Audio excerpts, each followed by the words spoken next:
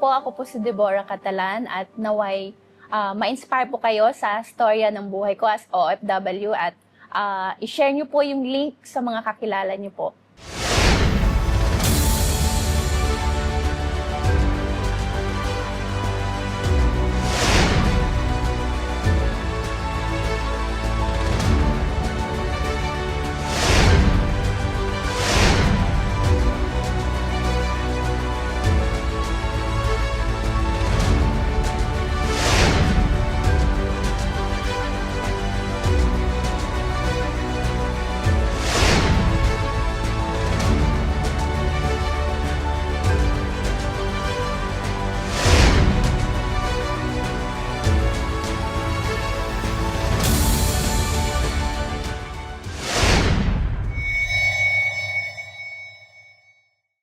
Hi, Ma'am Deborah. Taga saan po kayo sa Philippines? Zamboanga po. Zamboanga. City.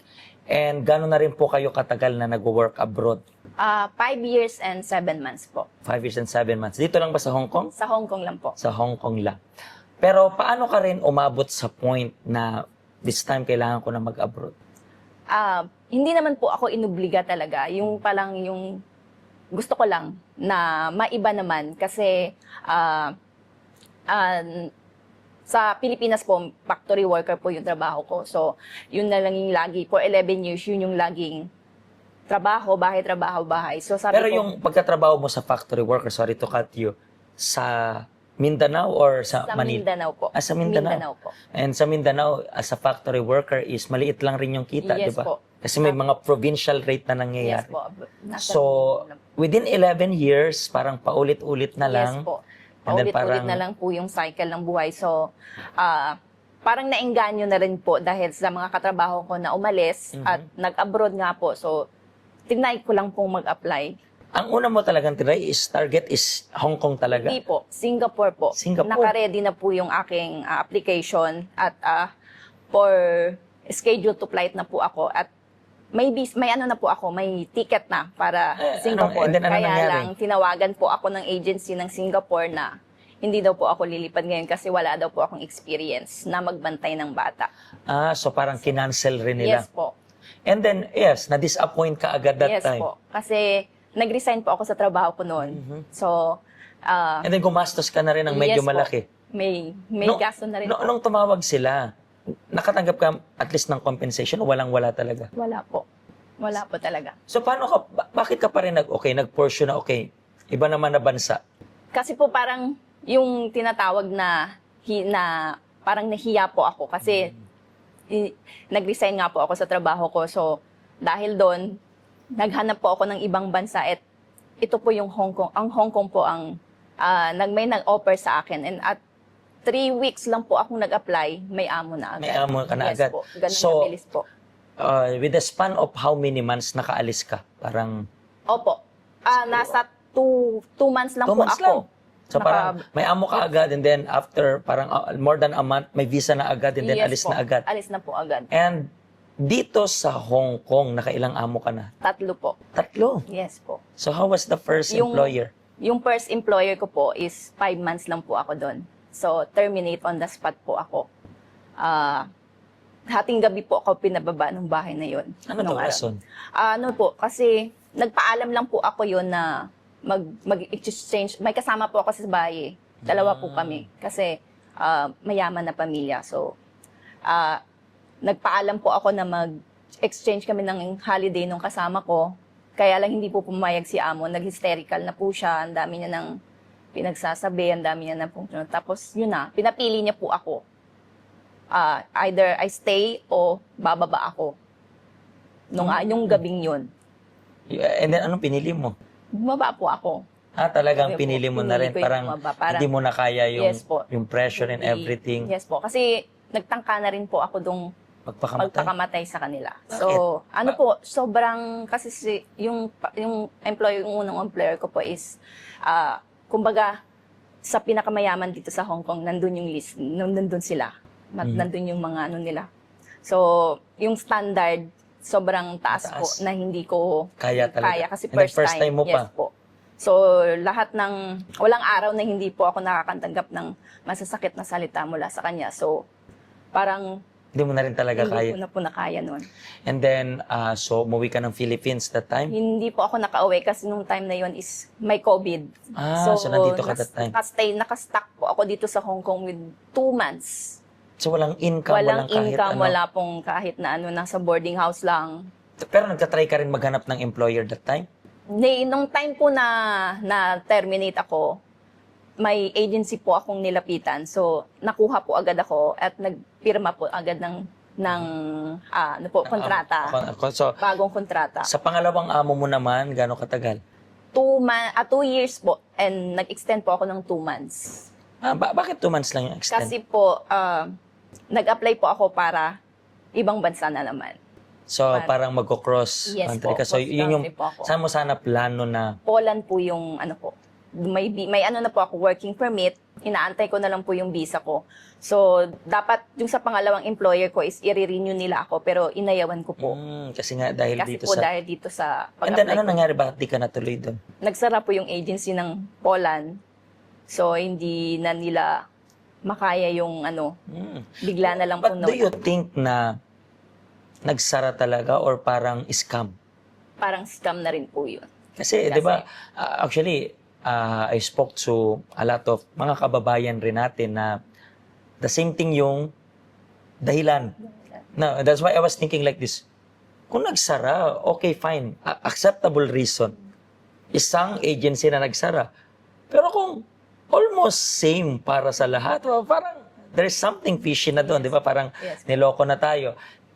And then, nanghinayang ka doon sa amo na yan. Yes po. Sobra kasi Mabait sila? Mabait po sila. Mabait po. Wala po akong problema sa kanila. So, yung nagsara yung agency doon, nag-stay ka lang rin dito sa... Hindi, o Kasi umuwi ka? ayoko naman pong, hindi nga po ako nag-renew doon sa pangalawang employer ko. So, nung time na parang wala akong pag-asa talaga na mabibigyan ng visa doon po sa Poland. So, naghanap po ako ng panibagong amo. Ito na po yung pangatlo kong amo. So, ito na yung current mo ngayon. Ilang Yes years po. ka na sa kanila? Nakadalawang kontrata na po. Nakadalawang kontrata ka na. So far, kamusta naman sila? Maayos naman po sila. Maayos naman sila. Na-bless. Sobrang ano na po talaga ako sa kanila. Kaya, Pero paano ka napunta dito sa health center? nung time po no na talagang depressed ako. Kasi nga po doon po sa application ko ng Poland. So, So, doon ka talaga doon na-depress? po ako na-depressed. Malaki rin na ba nagastos mo that time? 20 HKD po. 20,000 Hong Yes, Kong dollar? Hong Kong dollar po. Hiniram ko pa po yun Sa mga banks? sa bangko. 2 bangko po yung intutangan ko noon. So, after nun, imagine mo, nagkabaong-baong ka na nga sa utang, Yes po. and then, doon ka na rin na-depress talaga. Yes po. So, doon na rin yung, paano ka napunta dito? May mag-invite sa inyo? nag-invite po sa akin doon sa Central. May nag-evangelize. And then, kinulit lang ako ng kinulit. And then, nung Sunday na yon sabi ko, sige nga, subukan kong pumunta sa So, gano'n ka na po center. katagal dito? Magto 2 years na po Magto 2 ako. years.